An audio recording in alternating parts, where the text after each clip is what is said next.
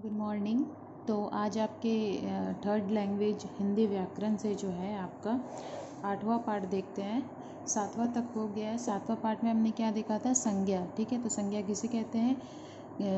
जिस शब्द से किसी व्यक्ति, वस्तु, स्थान अथवा भाव का बोध हो उसे संज्ञा कहते हैं। ठीक है, अब देखते हैं इन व्याकरण में बहुत सारी चीज़ें हैं। संज्ञा है, संज्ञा के बाद सर्वनाम है, फिर लिंग है, फिर वचन है, कारक है। तो देखते हैं सबसे पहला कि लिंग, वचन तथा कारक विकारी तत्व है, मतलब जो कि बदल सकता है। इन तत्वों के कारण विकारी शब्द, संज्ञा, सर्वनाम, विशेषण तथा क्रियाओं का रूप परिवर्तित हो जाता है। ठीक है, और इस वजह से क्या है कि ये जो संज्ञा शब्द होते हैं, ठीक है, वो बहुत सारे जगह पे मतलब परिवर्तित होते हैं, बदलते रहते हैं। जैसे सबसे पहले हम लोग लिंग देखते हैं। तो लिंग के बारे में आप इतना समझ लीजिए कि लिंग दो तरह के होते हैं, एक होता है स्त्रीलिंग और एक होता है पुल्लिंग। ठीक है, स्त्रीलिंग में जितनी फीमेल से रिलेटेड चीज़ होती है, औरत से रिलेटेड चीज़ होती है, चाहे वो इंसान हो या जानवर हो, ठीक है, वो आ जाते हैं। पुल्लिंग में आपके हो जाते हैं, स्त्रीलिंग में ये लोग आ जाते हैं औरत से रिलेटेड, और पुल्लिंग में आपके जेंट से रिलेटेड आ जाते हैं, चाहे वो इंसान हो या फिर जानवर। ठीक है, सभी प्रकार के नाम पुरुष या स्त्री जाति के होते हैं, चाहे वे नाम प्राणियों के हों, वस्तुओं के हों, स्थान के हों अथवा भाव के हों। अब नीचे दिए गए दृश्य को पढ़िए और लिंग को समझिए। जैसे यहाँ धोबिन कपड़े सुखा रही है, तो धोबिन क्या हुई? धोबिन स्त्रीलिंग है। धोबिन जो है ये स्त्री, अगर पुल्लिंग मतलब लड़का होता तो उसको हम लोग धोबी कहते हैं। ठीक है, वैसे ही नदी का दृश्य, फिर देखिए यहाँ पे क्या है?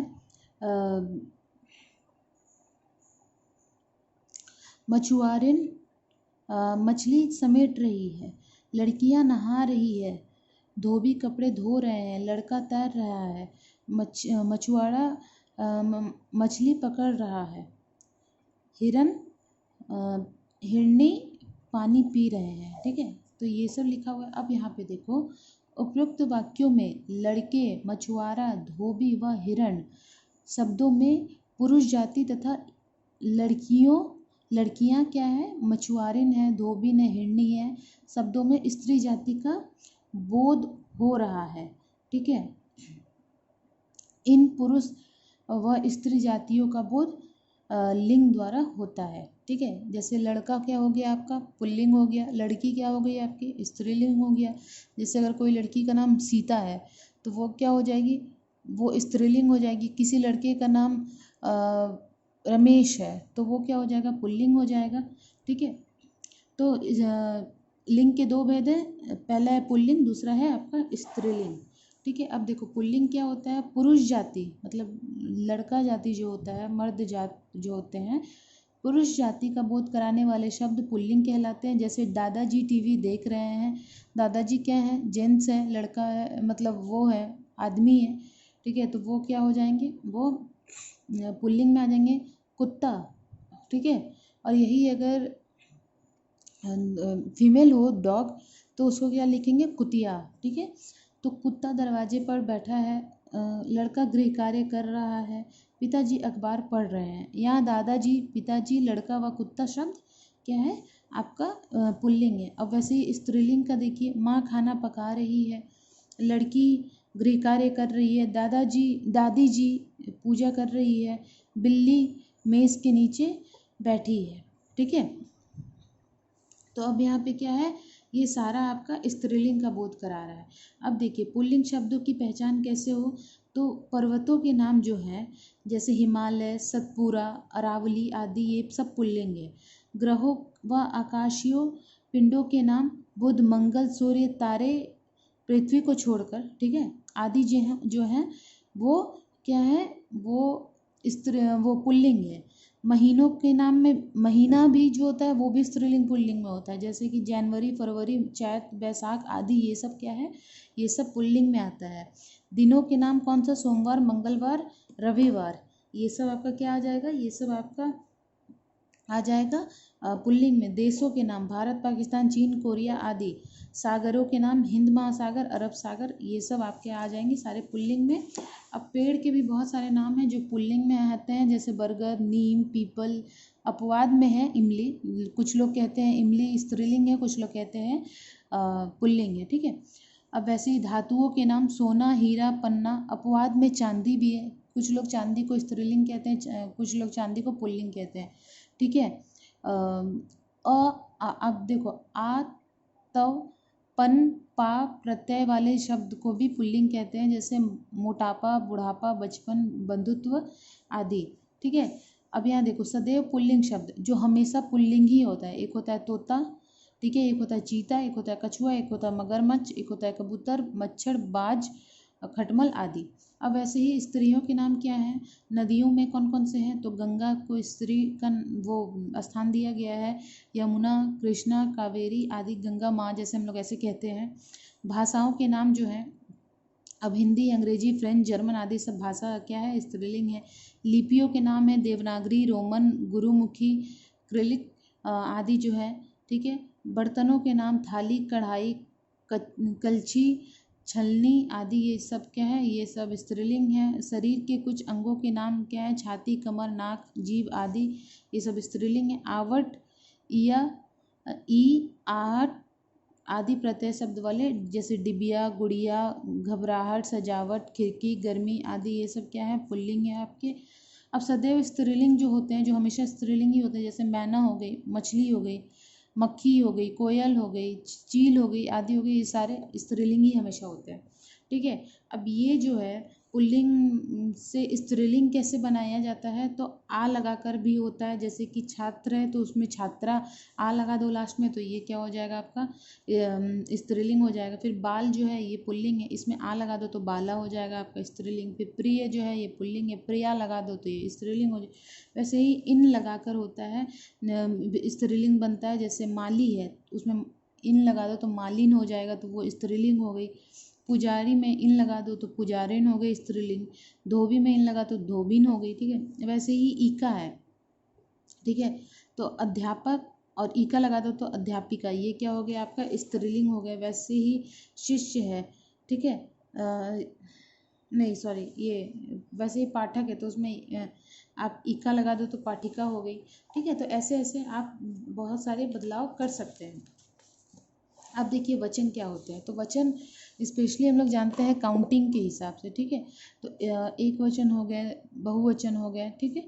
वचन दो प्रकार के होते हैं, एक में जिसमें सिर्फ एक की बात होती है, बहु में जिसमें दो या दो से अधिक की बातें होती हैं, ठीक है। वचन द्वारा व्यक्तियों या वस्तुओं की संख्या मतलब काउंटिंग जो है, काउंट जो है, एक या एक से अधिक होने का पता चलता है। नीचे दिए गए वाक्य पढ़िए, जैसे बगुला पानी पी में खड़ा है, बत्तख तालाब में बत्तख तालाब के बाहर खड़ी है, ठीक है। गाय पानी पी रही है। अब यहाँ पे सब एक एक है, बगुले एक हैं, बत्तख एक है और गाय एक है। अब यहाँ पे क्या है, दो है, गाय दो है, बगुले जो हैं वो भी बगुले जो हैं यहाँ पे तीन हैं, बत्तख भी तीन हैं, ठीक है। तो बगुले पानी में खड़े हैं, बत्तखें तालाब में खड़ी है, तालाब के बाहर खड़ी है, गाय पानी पी रही है, ठीक है।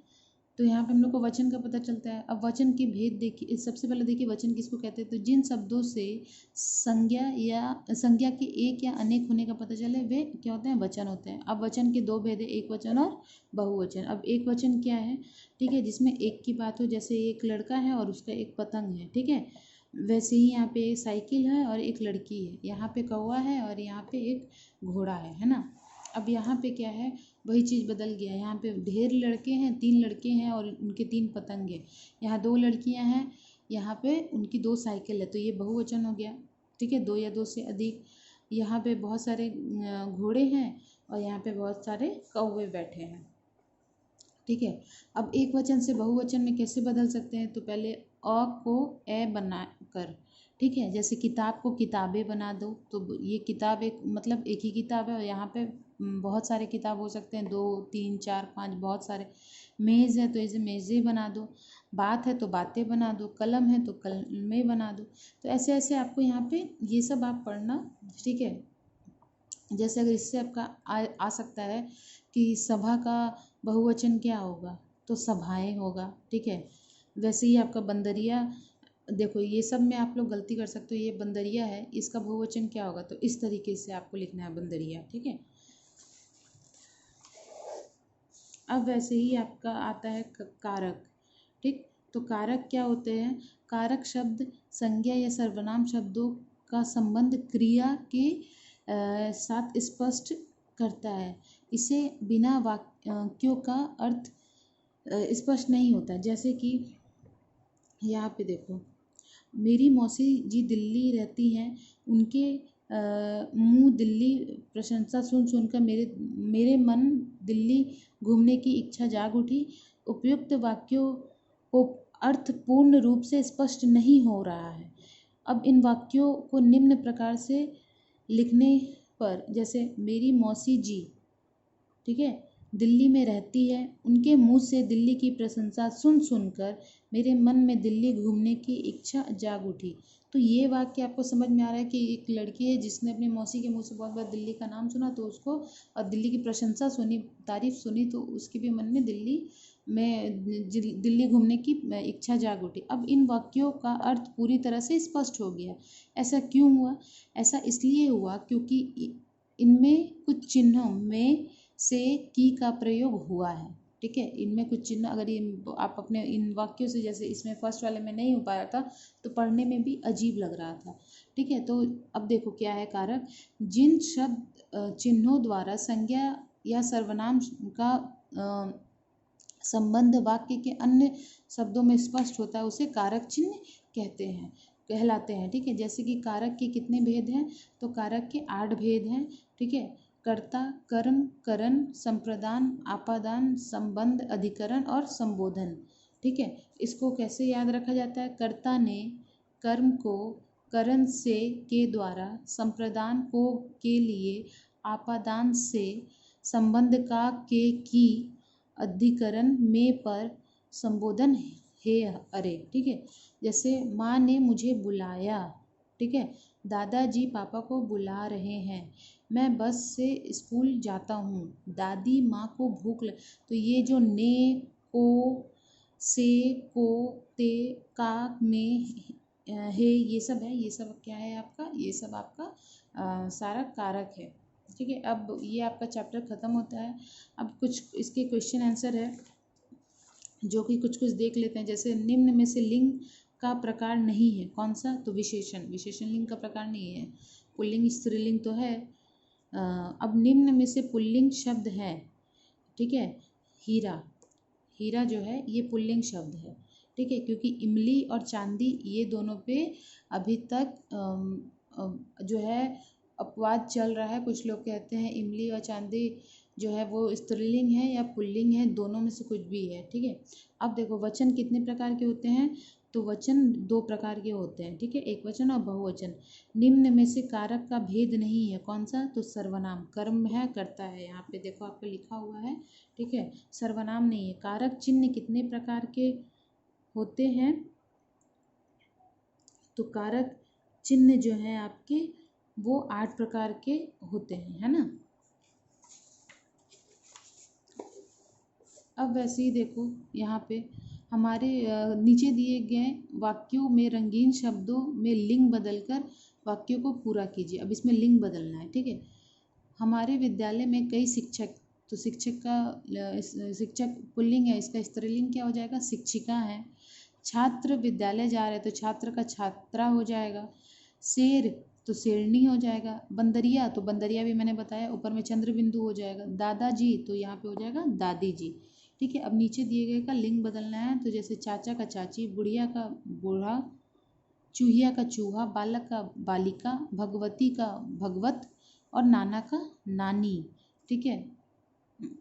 अब इसको इसका वचन बदलना है, तो इसको कैसे लिखेंगे? चिड़िया का चिड़िए, ऋतुएं का ऋतुआएं, ठीक है। नदी का नदियाँ, घोड़े का घोड़े ही होगा, या घोड़ों नहीं, घोड़े ही होता है। नहरे का नहरें, पर्वत का पर्वत, पर्वते या कुछ ऐसा, ठीक है। अब ये आपके हो गए आपका जो ये 9वां पार्ट 8वां पार्ट था ये समाप्त हो गया। अब आपके नेक्स्ट वीडियो में जो है आपका सर्वनाम देखेंगे हम लोग, ठीक है। सर्वनाम क्या होते हैं, और 9वां पार्ट तक ये आपकी एग्जामिनेशन में आ रहा है। तब तक अब थैंक यू।